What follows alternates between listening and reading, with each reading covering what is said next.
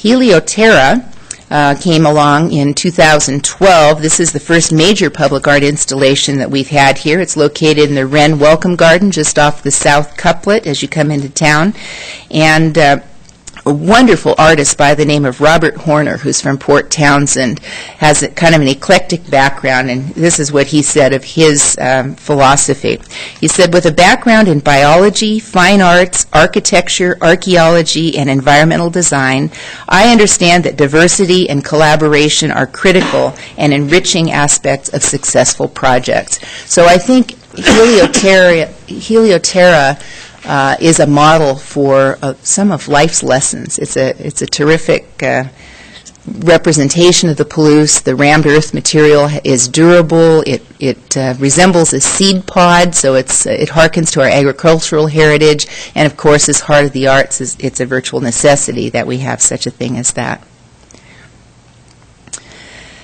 In 2012, Moscow was one of only 42 applicants nationwide to secure a Tiger II grant. Ours was for $1.5 million for the new intermodal transit center over there off of Sweet Avenue at Railroad. It's the U.S. Department of Transportation funded 3% of the nearly $20 billion in requests that year. So it is to the city staff's collective credit that we wrote such a persuasive grant proposal to be able to secure that funding. That's a terrific resource for it. It's convenient for Legacy Crossing mixed-use urban renewal area. It's on campus. It's a cooperative endeavor with the University of Idaho. It's on the Paradise Path or proximal to it, so that people can load their bikes on the buses. They can cycle in and hop on a bus to go someplace. The taxis find it a convenient location to come, and so it all around meets a lot of people's needs. Walmart's been around Moscow since 1992, but this was in 2010, and when the store closed, and they were going to open a superstore in Pullman. And so in January 2012, in acknowledgement that ours was a distinct market, the Moscow Walmart reopened. It's larger, it's more environmentally and bicycle, pedestrian, and transit friendly than it was before.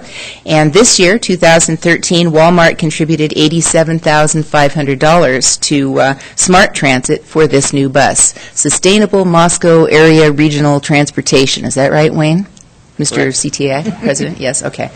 So that's a big deal. And I think it was a concerted effort on a lot of folks' parts, and we were glad not to be left with a dark store. We were glad for the number of people in our community who relied on that Walmart store, and I was among the people writing letters and talking on the telephone to bring that back, and I think it's a win-win for our community. In 2013, the City Council passed the Dynamic Display Sign Ordinance, number 2013-02. It also passed the Gender Anti-Discrimination Ordinance, prohibiting sexual discrimination in housing, employment, and public accommodation based on sexual orientation, gender identity, and/or expression. They also passed Ordinance 2013-15 that supports urban agriculture and the burgeoning local foods movement, and you'll be hearing more about that, council and staff anyway, at our quarterly regional breakfast coming up. I think it's January 8th, on the topic of the local foods movement. Also this year, Moscow's participation in these state and national meetings that I talked about really does help us make us more aware of the possibilities out there, the best practices, the unified advocacy that we might generate by collaborating with our counterparts.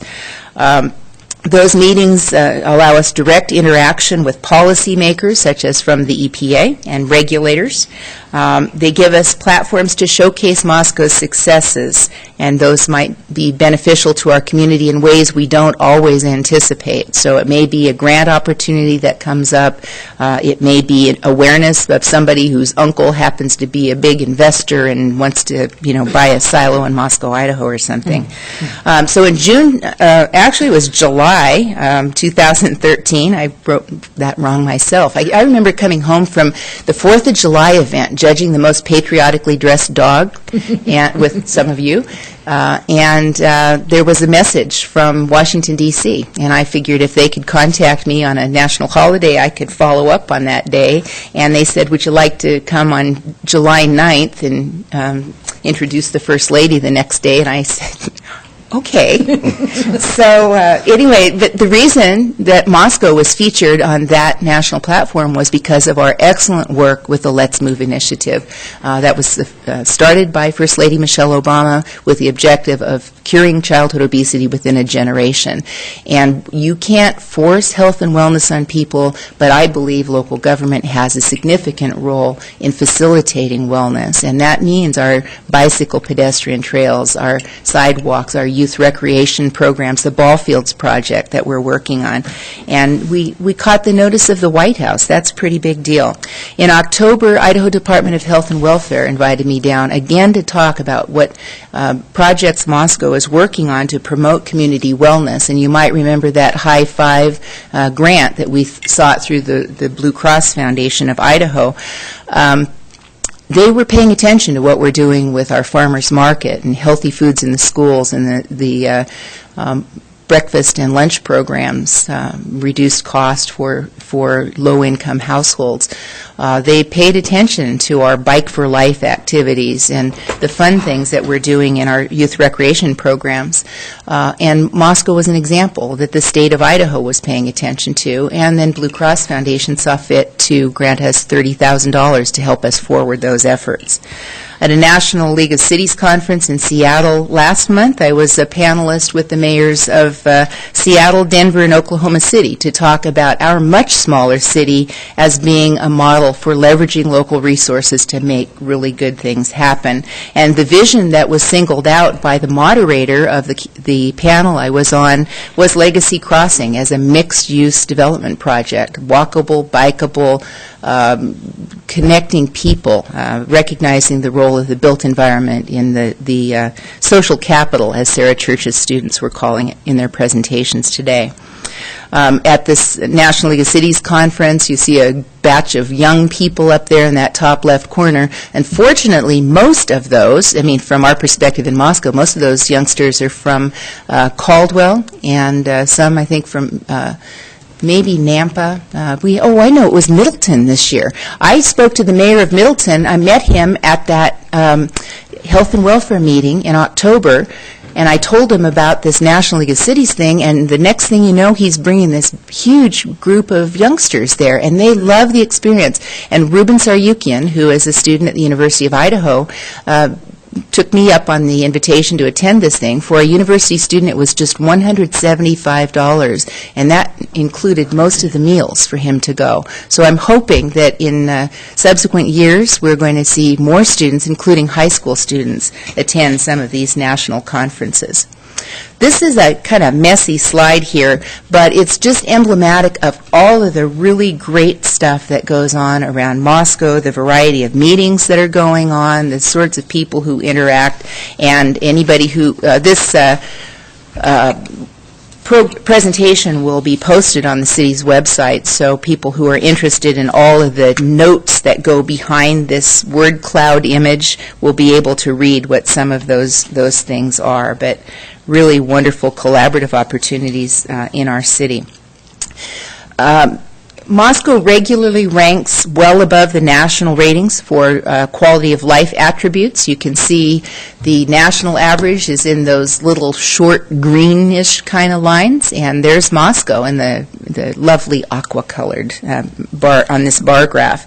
In 2012, 93% of the respondents to Moscow's biennial citizen survey rated the quality of life in Moscow as good to excellent, and that's significantly higher than the 75% national average.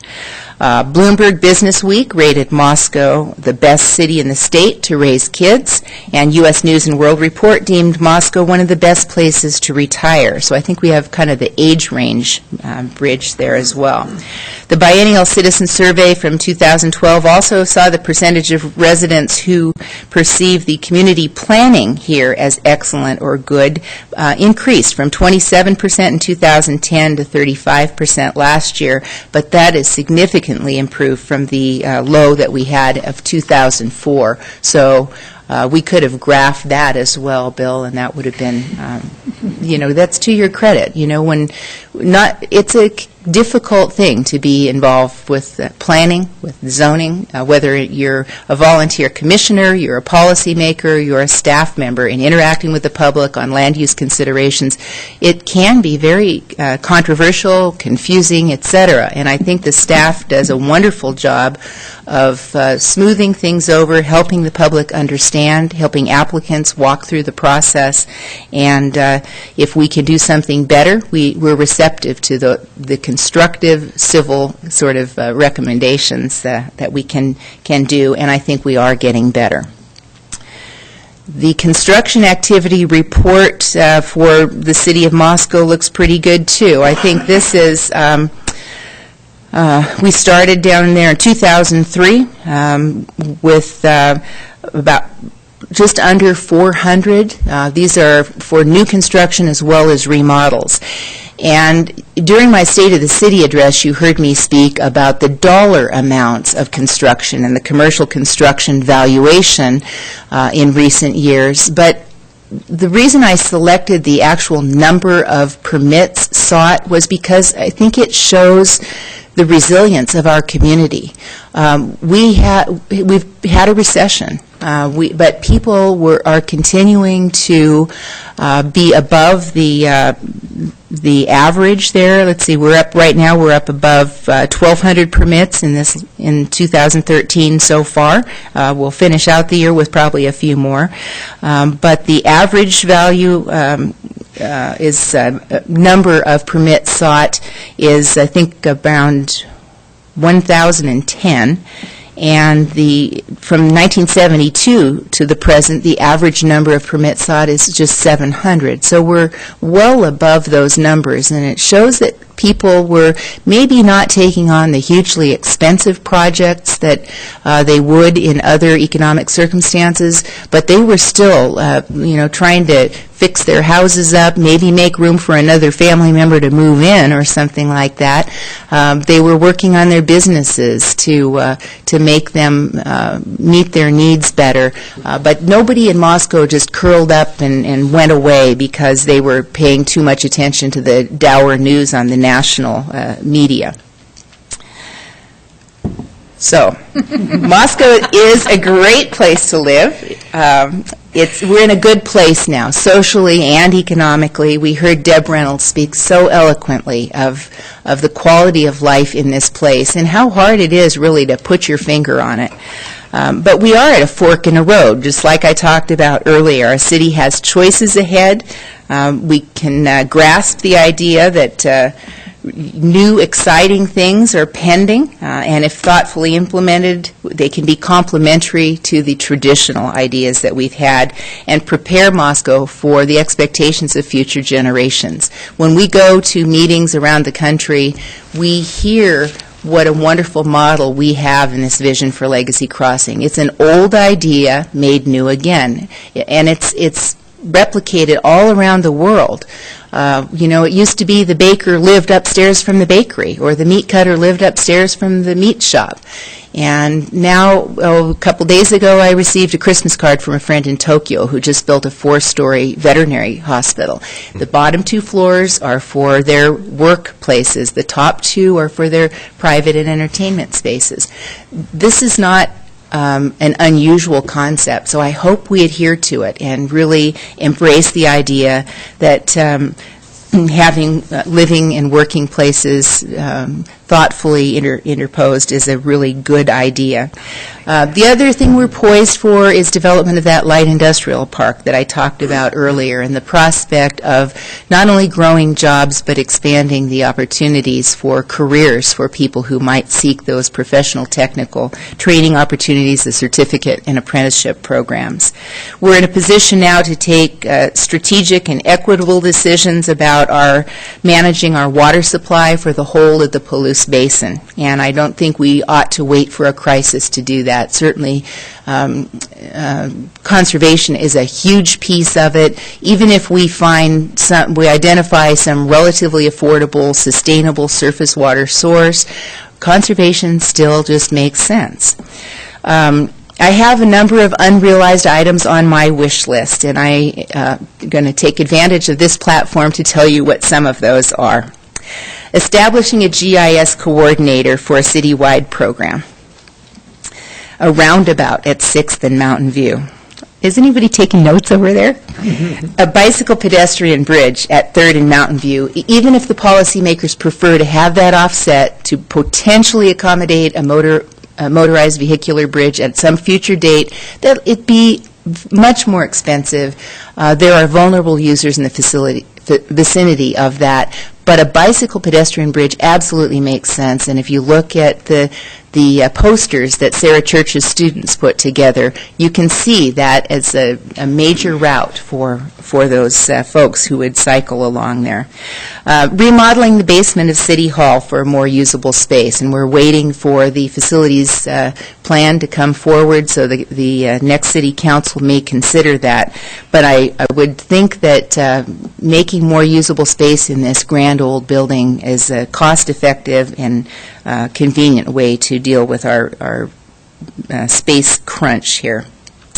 I think starting a Where's the Mayor's blog would be a good idea. We've not, I wish I were more tech savvy than I am to have, or maybe inclined to post more pictures of myself doing stuff around the city. But I think for citizens to know what's going on in their local government, not just lists of words on pages, but photos, invitations, exciting outreach endeavors. And I think we can do that with the skills we have in our information systems department. Finish Blackbird Crossing. You took the next step tonight with your vote, and I hope that you encourage folks to get their checkbooks out next to try to make that go on. I do want to highlight a few things that some of our council members said were highlights for them, and this is not exhaustive, but I have all of their lists in their entirety that will be linked to this report. Councilmember Wayne Krause said one of the things he was most proud of was reinstatement of the police reserve program. And Wayne, the chief, agrees with you. He also selected the consolidation with Whitcomb as being a big plus over this last decade. Sue Scott was talking about the preservation of the railroad corridor at the West 1st Street, which is now Lillian Otness Park. Gary Reedner said that retaining the Economic Development Specialist and URA Executive Director, and I completely forgot about that, Gary. That was Jeff Jones does a marvelous job for the city, and it's important work. The advocacy role is probably more than any of us would have anticipated, certainly any of us would have hoped that it would be, but having to go down to Boise and talk to the legislature about the value of urban renewal as an economic development tool, it will remain vitally important, and I hope you all will continue to crank on the ears of our legislators and remind them of that, especially as we have such great prospect of success ahead with Legacy Crossing. And Alturas Technology Park as well, with the sale of those remaining lots. The College Street improvements, that also was one that I have featured at various national conferences, and that's proximal to our intermodal transit center. It's hearkening to our historic heritage of Moscow. I mean, the light fixtures and the furnishings for that street, and it's really a lovely addition that you can keep your hubcaps on now. So that's with those terrible potholes that thing had. The fiber optic backbone. And Bill, we took that little bitty plane ride to Burley or someplace to talk to was it the Governor's Economic Advisory Council or something, and probably about 2006, 7? 2006, and that was a collaborative endeavor as well. That'll be hugely important for the future economic development of Moscow. Parks and Recreation Department had a monstrous list of stuff. They have been really busy, but something that absolutely caught my attention was the replacement of the unsafe playgrounds. Or I think maybe it would better have been written as Dwight would know the better word for this, but obsolete playground equipment. As standards change for safety, so too must the equipment be switched out. And our Parks and Rec program has been strategic in replacement of those incrementally to provide for the safety and the healthful activities of the area's youth. So as the slide says, citizens of Moscow, it's been a great ride. I so appreciate the opportunity to have served. Thank you.